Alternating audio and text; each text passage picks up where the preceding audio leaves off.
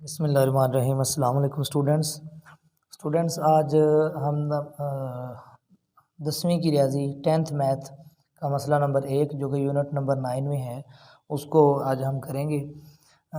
मसला का जो एक दावा आम होता है, दावा आम क्या है कि 3 गैर ख़ती नुकात से एक और सिर्फ एक ही दायरा गुज़र सकता है।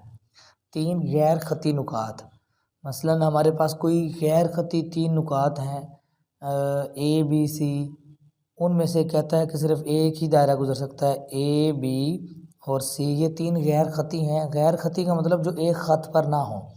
मसलन एक सीधी लाइन लगाएं तो उसमें कोई 2 आ सकते हैं, या ये 2 आ सकते हैं, या ये 2 आ सकते हैं। ये तीनों एक सीधी लाइन पर नहीं आ सकते, इसलिए इनको कहते हैं 3 गैर ख़ती नुकात। वो कहता है कि 3 गैर ख़ती नुकात को मिलाएंगे तो इनका कोई एक ही दायरा बनेगा, ये एक ही दायरे का हिस्सा हो सकते हैं। ये नहीं हो सकता कि इधर कोई दायरा बने उसका भी ये तीनों हिस्सा हो जाए। इनमें से कोई 2 पॉइंट तो किसी और दायरे का हिस्सा हो सकते हैं, लेकिन तीनों नहीं हो सकते। तो मसले के अंदर एक 3 चीज़ें मेन होती हैं। एक होता है मालूम, कि हमें पहले से मालूम क्या है, और दूसरा होता है मतलूब, और तीसरा होता है अमल। तो मालूम क्या है कि हम जानते हैं कि मुस्तवी में 3 गैर हम ख़त नुकात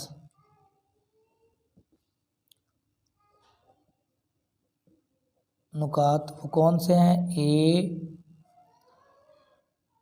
बी और सी हैं। हम ये बात जानते हैं। मुस्तवी प्लेन को कहते हैं, जैसे कि ये हमारे पास पेज है तो ये एक मुस्तवी है मुकम्मल। फिज़िक्स के अंदर भी ये मिरर वाले चैप्टर में लिखा जाता है, जिसमें लॉ ऑफ रिफ्लेक्शन की बात की जाती है कि angle of incidence, angle of reflection और अमूद तीनों एक ही प्लेन में होते हैं, मतलब एक सीध में होते हैं। जैसे ये तीनों नुक्ते जो है कागज़ के ऊपर हैं, इनमें से ये नहीं है कि सी थोड़ा ऊपर हो, बी नीचे हो, या ए इधर हो। तीनों एक सीध में हैं, एक प्लेन में हैं। तो इसके बाद स्टूडेंट्स मतलूब जो है वो हमने करना क्या है, हमसे मतलूब क्या है, हमने बताना क्या है उसको। मतलूब ये है कि इनमें से एक दायरा गुजरना चाहिए जो उसने ऊपर कहा है। तो अब मतलूब में हम यही लिखेंगे कि ये जो इसका दावा आम है उसी को थोड़ा सा मॉडिफाई करके लिख देंगे। तो हमारे पास हैं 3 गैर हम ख़त नुकात जो कि हमारे पास दिए हुए हैं। कौन कौन से हैं? ए बी और सी में से एक और सिर्फ एक ही दायरा गुज़र सकता है। ये स्टूडेंट मतलूब है। अब मालूम भी हो गया, मतलूब भी। ये बात दोबारा रिपीट हो गई कि इन 3 में से सिर्फ एक दायरा गुज़र सकता। अब हम बात करेंगे अमल की, कि अब हमने अमल क्या करना है। अमल करने में अब हमने इसको साबित करना है कि ये वाकई ऐसा होता है कि 3 गैर हम ख़त नुकात ए बी सी में से सिर्फ एक ही दायरा गुज़र सकता है। तो अब हम क्या करेंगे, नुक्ता जो इन नुकात को आपस में मिलाएंगे तो हम ये लिखेंगे। पहले हम ये करेंगे कि ए और बी को मिला देंगे। ए और बी को बिल्कुल सीधा हम यहाँ रख के मिला देंगे। ए और बी को मिला दिया, और फिर इसी तरह बिल्कुल हम बी और सी को भी मिला देंगे। तो ये हमने बी और सी को भी मिला दिया। अब हमने अमल क्या किया, अब हमारे सामने है हमने अमल क्या अमल किया हमने क्या किया, नुक्ता ए को किससे मिलाया? बी से। अब यही लिख दें कि नुक्ता ए को बी से और नुक्ता बी को किससे मिलाया? बी को सी से मिलाया। ये काम हमने किया है। अब ये काम हो गया अमल के अंदर। अब दूसरा काम हमने अमल के अंदर क्या करना? दूसरा काम ये करना है कि इसका अमुदी नासब खींचना है। अमुदी नासब स्टूडेंट्स 2 तरीक़ों से खींचा जा सकता है। एक बेहतरीन तरीका ये है कि आप पुरकार रखें, यहाँ रखें, यहाँ रख के यहाँ कट लगाएं, यहाँ पुरकार रखें जो ये बी पॉइंट है, तो यहाँ कट लगाएं और इस पर पुरकार रख के भी यहाँ कट लगाएं। जिस कट से वो मिलें उस कट पर, उस पॉइंट पर जो है वो हम क्या करेंगे, जिस कट पर ये मिलें उसको हम यहाँ से सीधा मिला देंगे और इधर से उस पॉइंट को मिला देंगे। तो वो कुछ इस तरह हमारे पास ये पॉइंट हमें इस तरह हासिल हो जाएगा। अगर हम प्रकार रख कर एक कट यूँ लगाएंगे, दूसरा कट यूँ लगाएंगे, तो दूसरा तरीका ये है कि आप यहाँ प्रोटेक्टर रखें, डी जिसको कहते हैं, डी रख के जो 90 का ज़ाविया जहाँ से आपको नज़र आए ना, अब 90 के ज़ाविये पर सीधी लाइन खींच दें। एक काम इधर से करना है और फिर सेम टू सेम काम हमने इधर से भी करना है। दोनों तरफ से हमने एक ही काम करना है और वो ये है कि हमने इसके सेंटर से एक लाइन खींचनी है जो कि बिल्कुल इस तरफ आए, जो कि उसके ऊपर 90 का ज़ाविया बनाए अमूद हो। तो स्टूडेंट्स इसको भी हमने ये खींच दिया ऐसे, दोनों तरफ से हमने क्या किया, अमूदी नासफ इसको कहते हैं। अमूदी नासफ इसलिए कहते हैं कि ये इसके ऊपर अमूद होता है, यानी कि 90 का ज़ाविया बनाता है, और नासिफ होता है इसको निसफ करता है, बी और सी को निसफ करता है, इसके सेंटर से गुजरता है। तो इनके नाम हम रख देंगे स्टूडेंट्स, डी एक को हम रख देंगे, इस पॉइंट को हम नाम दे देते हैं डी का, और ये जो लाइन जा रही है इसको हम नाम दे देते हैं एफ़ का, ये जो शुआ जा रही। इसी तरह इधर ये जो जा रही है लाइन, तो इसको भी हम नाम दे देंगे, इसको हम नाम दे देते हैं एच का, और इसको हम नाम दे देते हैं के का। तो ये सीधा ये शुआ है, ये तीर का निशान है। तो अब हमने क्या किया कि ए बी पर अमूदी नासफ, ए बी पर एक अमूदी नासफ खींचा। इस अमूदी नासफ का नाम क्या है, डी एफ। यही है ना कि ए बी पर जो अमूदी नासफ खींचा इसका नाम क्या है, डी एफ। हम यही लिखेंगे, ए बी पर अमूदी नासफ, क्या अमूदी नासफ खींचा है, डी एफ। और दूसरा काम हमने क्या किया, बी सी पर भी एक अमूदी नासफ खींचा है, उसका नाम क्या है, एच के। और बी एफ पर, बी सी पर अमूदी नासफ एच के खींचा। ये काम हमने किया, ये हमने खींच दिया, यानी कि बना दिया। अमूदी नासफ खींचा या अमूदी नासफ बनाया, ये एक ही बात होती है। अब स्टूडेंट इसके बाद क्या हुआ, अब ये दो गैर मतवाजी हैं, ये एच के और डी एफ मतवाजी नहीं है, यानी कि ये एक लाइन में नहीं जा रहे। जैसे ये पेंसिल, ये मार्कर और ये स्केल है, ये एक सीधी एक ही उसी लाइन में जा रहा है, ये भी उसी, ये मतवाजी हैं। लेकिन आप इनको देख लें, ये क्रॉस कर रहे हैं, ये मतवाजी नहीं है। तो इस तरह हम देख सकते हैं कि इस तरह क्या लिखेंगे जी, हम कहेंगे कि डी एफ और एच के जो हैं, एच के दो गैर मतवाजी कितात हैं। ये हम इस तरह लिख देंगे, कितात, और ये ख़त हैं, चूँकि कितात ख़त हैं, इस तरह। और इनके बारे में एक और बात हम देख सकते हैं कि ये कहीं मिलते भी हैं, और जिस नुक्ते पर ये मिलते हैं हम इस नुक्ते को नाम देते हैं ओ का, और ये एक दूसरे से नुक्ता ओ पर मिलते हैं, या ज़्यादा बेहतर होता है हम लिखें जी कता करते हैं, नुक्ता ओ पर कता करते हैं, मिलते हैं उतना मुनासिब नहीं है। अब हमने क्या करना है जी, एक नुक्ता को, इस सी को भी और बी को भी और ए को, तीनों को मिला देना है ओ से। तो हम क्या करेंगे, सबसे पहले हम सी को पकड़ते हैं यहाँ से इसको, और सी को पकड़ कर हमने ओ से मिला दिया।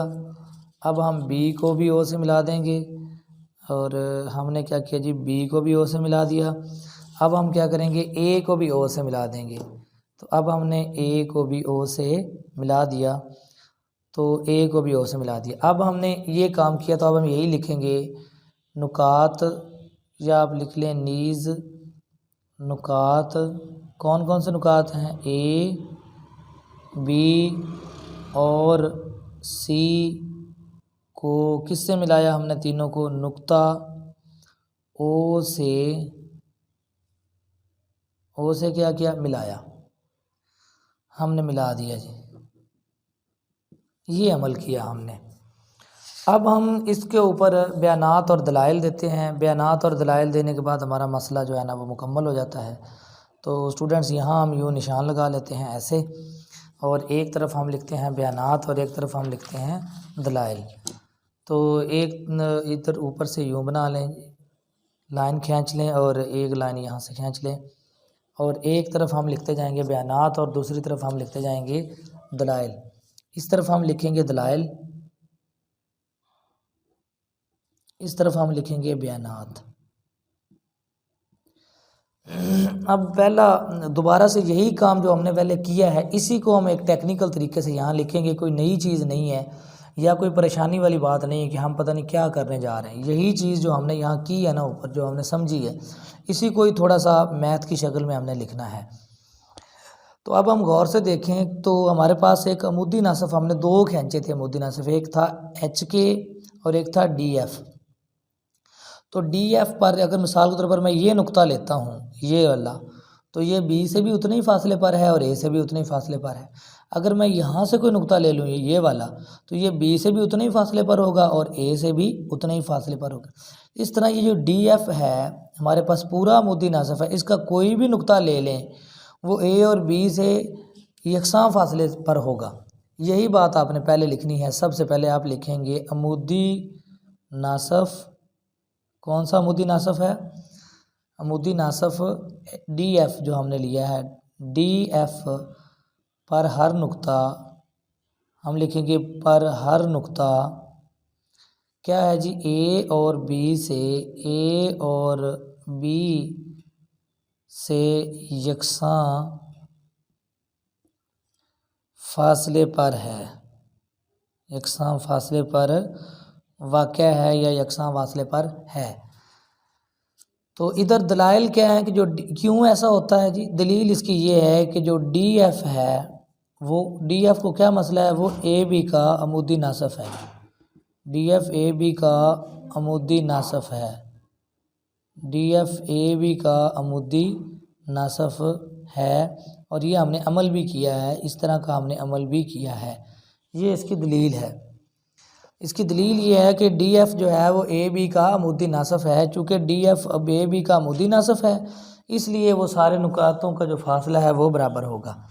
तो हम यहाँ एक और काम भी लिख सकते हैं कि जो OA फासला है, चूँकि ये नुक्ता BA और B से बराबर है, ये भी बराबर है, ये भी बराबर है, तो वो O भी B और A से मुसाविल फासला होगा। तो हम ये लिख देंगे कि MOA के मेजरमेंट जो OA की हमने ली है वो बराबर हो जाएगी मेजरमेंट जो हम लेंगे OB की। यानी कि OB की जो पैमाइश है, OB की जो पैमाइश है वो OA की पैमाइश के बराबर है। ये मसावात नंबर आप इसको 1 का नाम दे सकते हैं। स्टूडेंट्स बिल्कुल इसी तरह H वाला मामला भी है कि H और K जो लाइन जा रही है, तो ये पॉइंट C से और B से एक जैसा फासला है, इसको C से पैमाइश कर लें या B से एक जैसा फासला है। O को भी आप देखेंगे C और B से एक जैसा फासला है। तो हम लिखेंगे कि बिल्कुल ये भी वैसे का वैसे ही जैसे हमने पहले वाला लिखा है, इसी तरह हम लिखेंगे। इसी तरह क्या लिखेंगे जी? अमूदी नासफ हमारे पास है, अमूदी नासफ। कौन सा अमूदी नासफ है जी? HK है हमारे पास अमूदी नासफ। HK पर हर नुक्ता हम यूँ लिखेंगे, HK पर हर नुक्ता B और C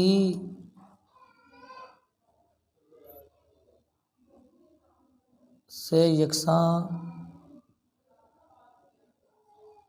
फासले पर वाक़े है। ये दूसरा पॉइंट हो गया। अब इसकी भी वही दलील है कि इसलिए यकसां फासले पर वाक़या है कि ये जो एच के है, ये उन दोनों का अमूदी नासफ है। तो हम क्या लिखेंगे कि जो एच के है, एच के चूँकि किसका बी सी ख़त जो है या किता ख़त बी सी का जो किता ख़त है बी सी उसका क्या है अमूदी नासफ है, का अमूदी नासफ है। ये भी हमने अमल किया है अभी।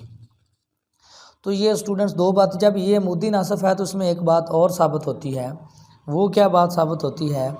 वो ये साबित होती है कि अगर ये अमूदी नासफ है तो फिर ये जो फासला हमने लिखा है ये ओ बी फिर ये ओ सी के बराबर होगा, क्योंकि ये नुक्ता भी दोनों के बराबर है तो ए ओ ए बी और सी के बराबर है। तो हम लिखेंगे जो मेजरमेंट है, पैमाइश है ओ बी ये बराबर है पैमाइश ओ सी के, ये बराबर हो गया। इसको आप लिख लें जी, ये मसावात नंबर हमारे पास बन गई 2।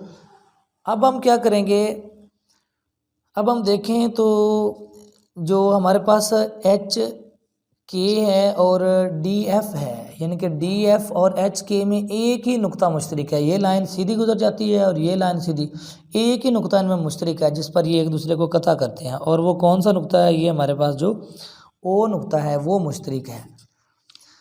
तो अब हम लिखेंगे जी, अब डी एफ और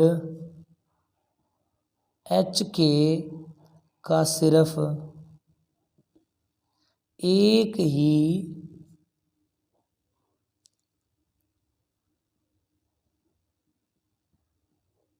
मुश्तरक नुक्ता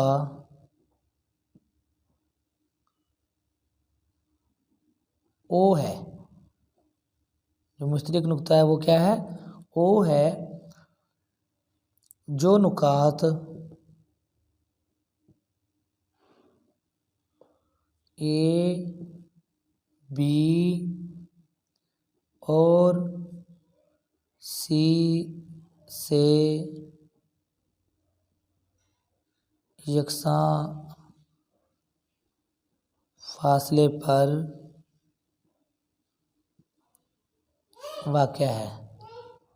जो ए बी और सी से यकसा फासले पर वाक़या है। तो स्टूडेंट्स ये इस तरह ये वाक़या है, हम इधर लिख देते हैं, वो अल्फाज लफ्ज़ लिखते हुए कटिंग हो जाती है। अच्छा, अब ये हमारे पास इसको हमने मुकम्मल कर लिया एक बात को कि हमारे पास जो ए डी एफ है उसको अगर हम देखें, डी एफ और एच के एक दूसरे को एक ही नुक्ता पर कता करते हैं और जिस नुक्ता पर ये कता करते हैं वो ए से बी से और सी से एक जैसे फासले पर वाक़या है।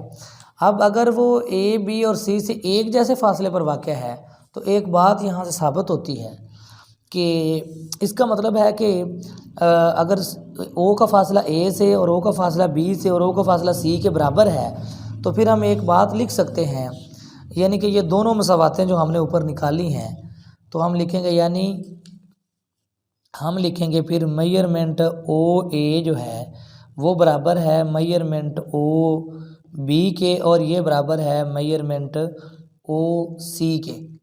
यानी ये हम लिखेंगे कि ये तीनों फिर आपस में बराबर हैं।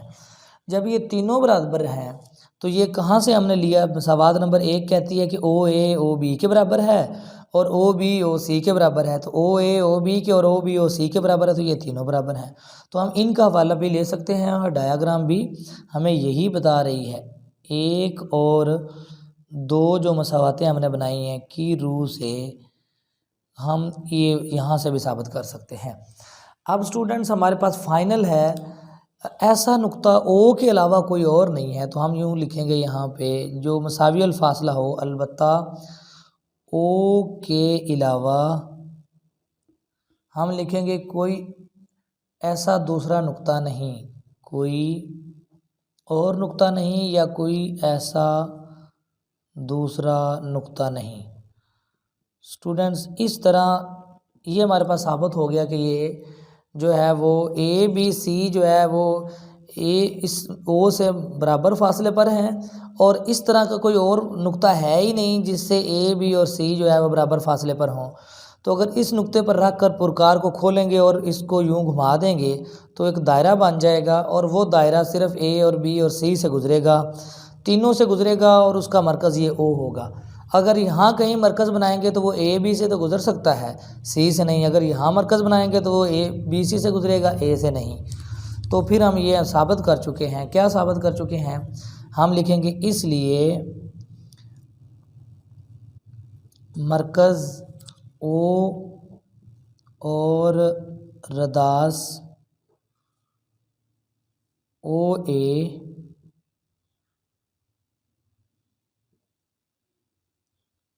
वाला दायरा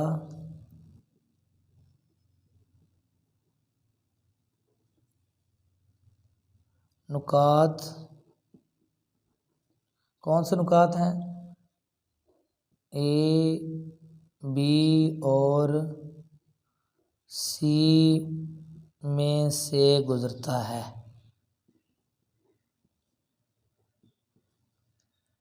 ए बी सी में से गुजरता है। स्टूडेंट, इस तरह आपका ये पहला मसला जो है ये मुकम्मल हुआ। बिल्कुल आसान है, आपने इसको इसी तरतीब से आपने समझते जाना है, साथ साथ आपने रोक रोक कर वीडियो आपने नोट करते जाना है।